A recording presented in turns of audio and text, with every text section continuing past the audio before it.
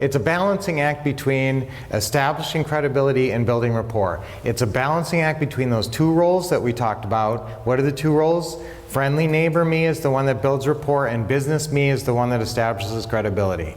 Now, if you feel like you're losing them on the credibility thing, then you got to give them that line about how you've been doing it for 15 years, remember? If you don't know anything about them or their situation, and they don't know anything about you or your situation, guess what? You didn't build rapport. So you got to go back and do a little bit more of that friendly neighbor me. Get back into that role for a little bit. If you get into friendly neighbor me sufficiently, they get into friendly neighbor me.